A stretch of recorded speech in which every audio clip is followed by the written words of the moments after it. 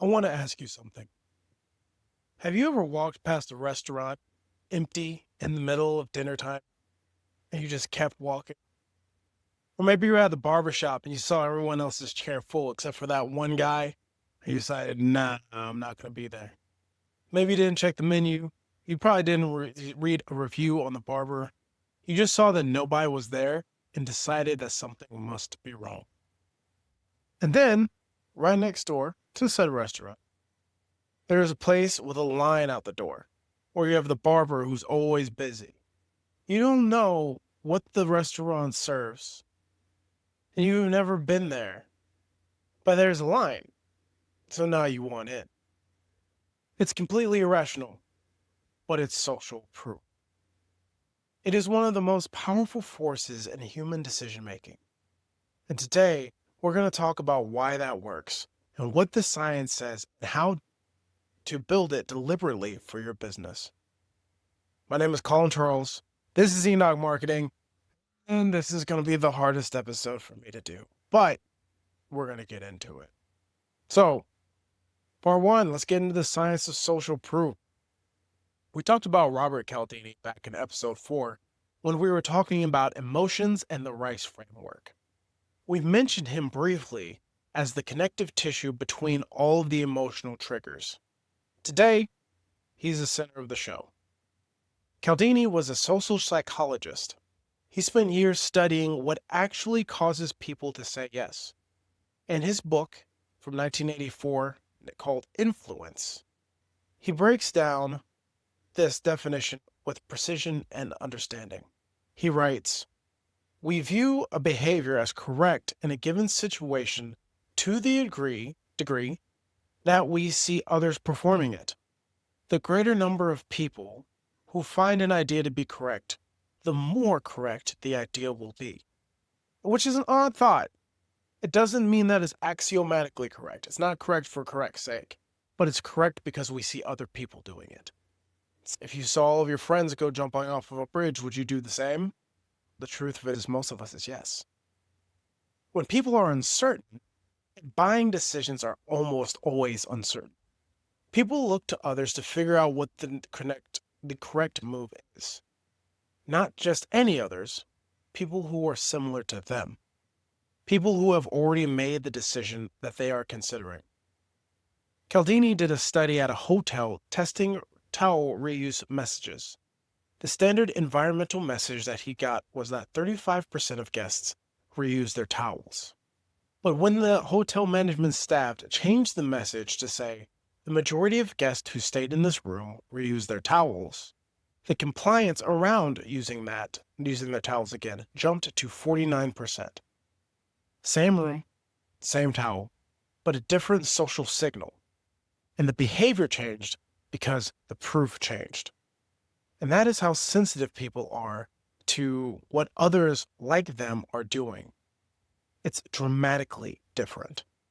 Not just different in framing what the group is already doing, but the behavior shifts by almost 15 percentage points. Gregory Berns is a neurologist at Emory University. His team used brain imaging to study what happens neurologically when people receive social information that conflicts with their own judgment. And what they found should make every marketer stop and think. When the people heard the opinions from others, even strangers, it literally changed the neural activity and parts of the brain responsible for perception. Not just behavior, not just opinion, perception. What people actually see. Gary Berns writes, social influence changes not just what people decide to do, it changes what they actually perceive. Conformity is not just behavioral, it's perceptual.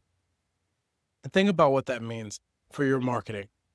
A potential member who reads 5 reviews saying that a gym changed my life is not only being nudged toward a decision, their brain is literally constructing a different perception of your gym before they ever walk in.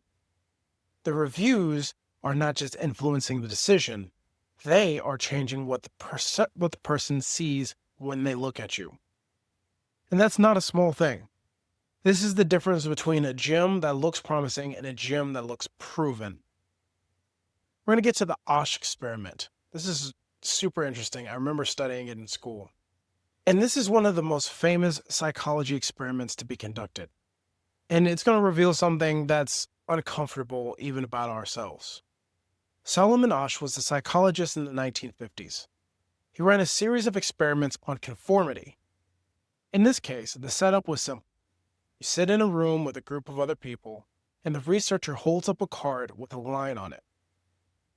Then he holds up another card with 3 different lines on it labeled A, B, and C. Each of these lines would be a different length. The question is simple.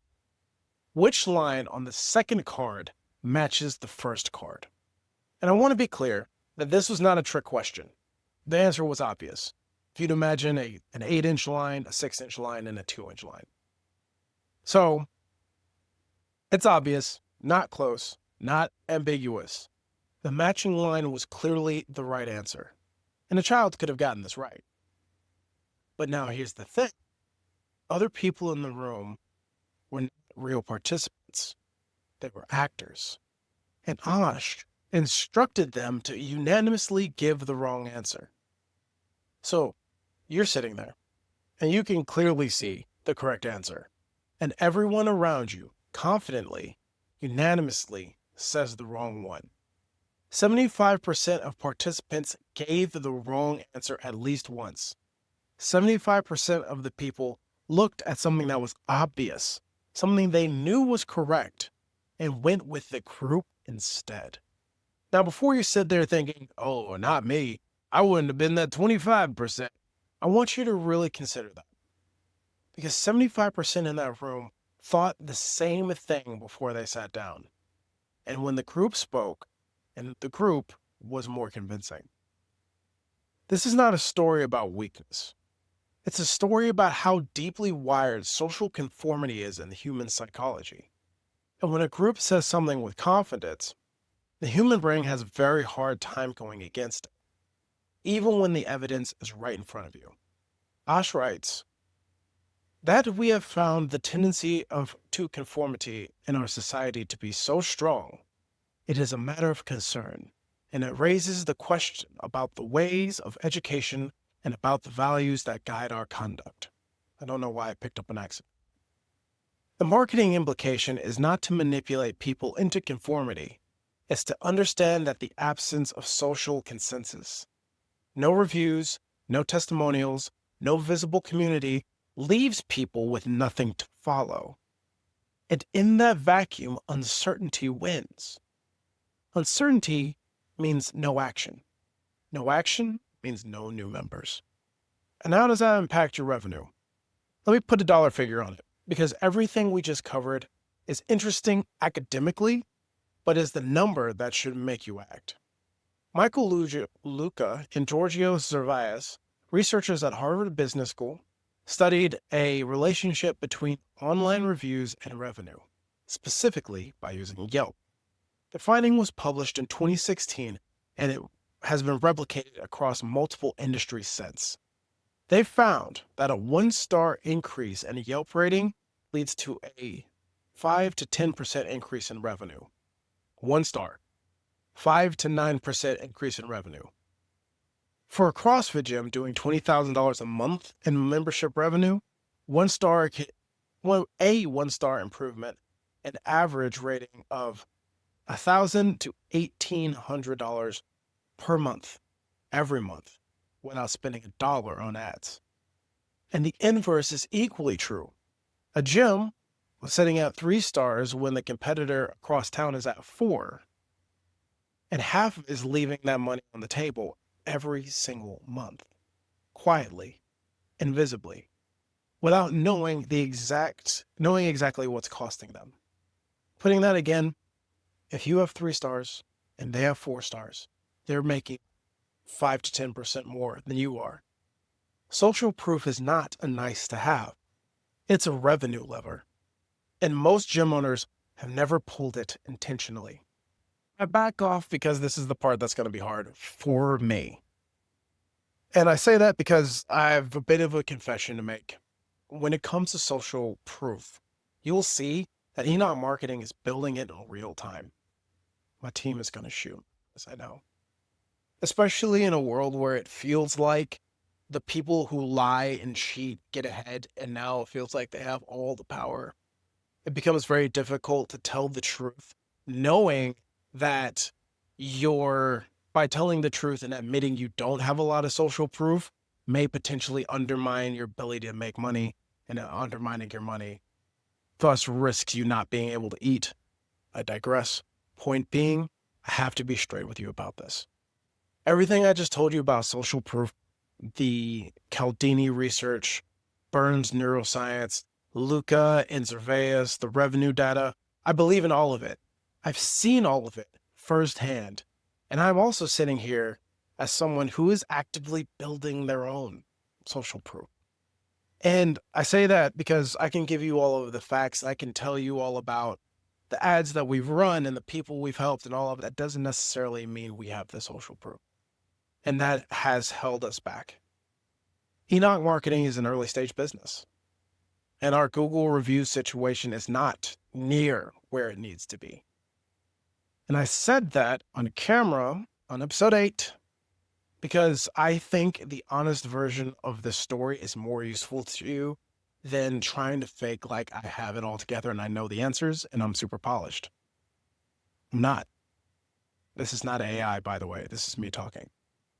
Anyway, here's what I know about the zero reviews problem from a person who's dealt with it and is going through it. It's a catch-22.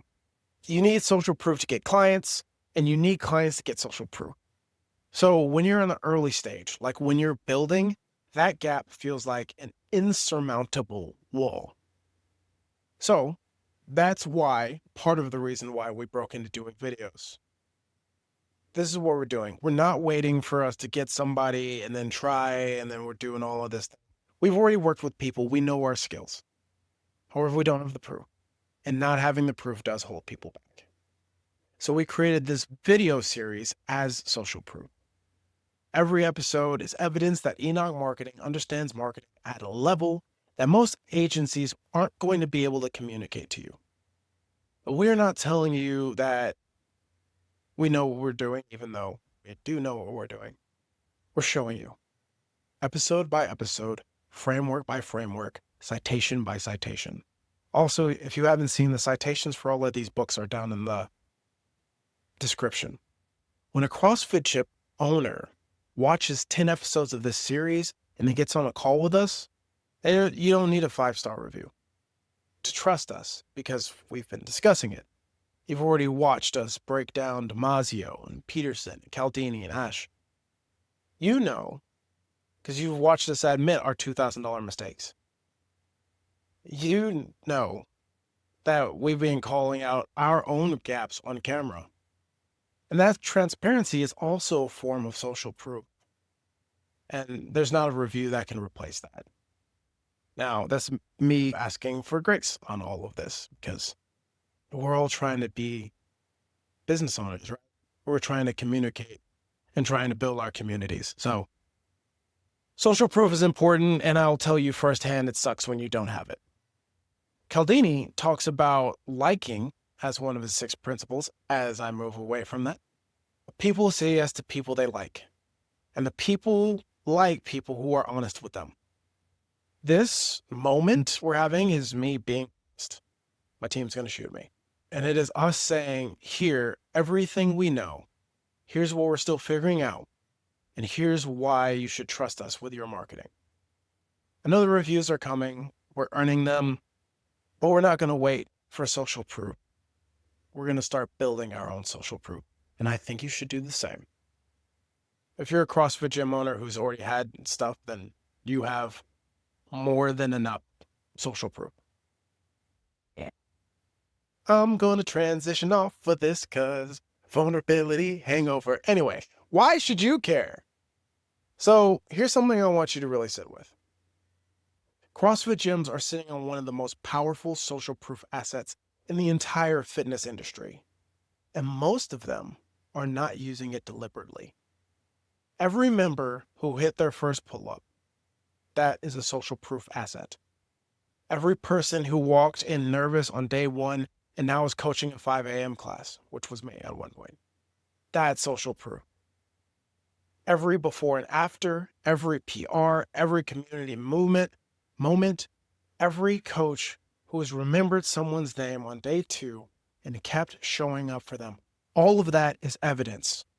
Real, human, verifiable evidence that your gym deserves what it promises, or that delivers on what it promises. A gym that collects this evidence systematically and makes it visible is building something that compounds. Every review makes the next conversion easier. Every transformation story makes the next ad more credible. Every member who posts about your gym on their own feed is doing your marketing for free to an audience that already trusts them. And here is what building it deliberately looks like in practice. Ask for reviews intentionally, not randomly, not once, systematically. When a member hits a milestone, ask. When someone completes their first month, ask. Make it easy. Send them a direct link. Make the ask personnel not automated. So, document transformations with permission. Not every member wants to be on camera, but many of them do. Find those people, tell the stories. A 2-minute video of a member talking about what changed for them is worth 10 polished ads. Respond to every review. The 5 stars and the 3 stars and the 1 stars. Publicly. Thoughtfully. How you respond tells the story too. It says that we are present, that we care, and we're not afraid of feedback. Celebrate publicly what you celebrate privately. If you celebrate PRs inside the gym, celebrate them online too. If you recognize members at the end of class, do it on Instagram too. The culture that lives inside your box is your most powerful marketing asset. Let the world see it. And remember what we said in episode 1, probably not forever ago. 81% of potential members research a gym online before they walk in. They are coming to look for proof. Your job is to make sure the proof is there when they arrive. And remember what Berns showed us. Those reviews are not just influencing decisions, they are changing what people perceive when they look at you. A gym with 50 strong reviews does not just look better than a gym with 0, it literally looks different in the mind of the people who are considering joining. Build the proof. Make it visible, make it easy to find, and then let it do the work. And then, of course, there's Pete. Now, come on, poor old post Pete. Pete has been running his gym for 3 years. He has 200 active members. In those 3 years, every single one of those members has had a moment. PR, breakthrough, a day where they came in feeling terrible and left feeling like themselves again. 200 people, 3 years, hundreds of moments worth documenting. Pete has 4 Google reviews, 3 of them are 5 stars, 1 of them is 2 stars from someone who could not find parking. Pete has never asked a single member to leave a review. Not once. Because Pete thinks if people wanted to leave a review, they would just do it. And Pete also wonders why. New members tell him that they almost went somewhere else first. Because Pete's logic is good results speak for themselves. I've heard that. If you are Pete in this situation, you know who you are. Pete, brother. The results have to be made visible before they can speak. Parking lot guy who's been talking for 3 years, your 200 members have been quiet. That's not their fault. That's a system problem, and systems can be fixed. So let's recap. Cialdini, when people are uncertain, they look to others. A group signals change behavior. Berns, social proof does not just change decisions, it changes perception. The brain literally sees differently when social consensus is present. Asch, remember 75% of the people will go with the group when they can clearly see the correct answer for themselves. Luca and Servas, 1 star on your rating is worth 5 to 10% of revenue every month. Get the 1-star review. Social proof is not a feature of your marketing. It's the foundation of trust. And trust is what makes every other part of the system work. Built intentionally, document transformations. Ask for reviews. Respond to everyone. Celebrate publicly when you celebrate privately. And don't be Pete. Do not let the parking guy be the loudest voice in the room. The next episode we're going to go for is the one that everyone's looking forward to, going viral. Why everyone wants it and why most people are not ready for it. And what it actually has to be in place before viral traffic is worth anything. If you're getting value out of these, subscribe, share. Comments are open. We do read all of them. Visit us at enochmarketing.com. You can find us on Instagram. Book a call if you're ready to build a marketing system that actually works. I'm Colin Charles. I overshared. This is Enoch Marketing. We will talk to you soon.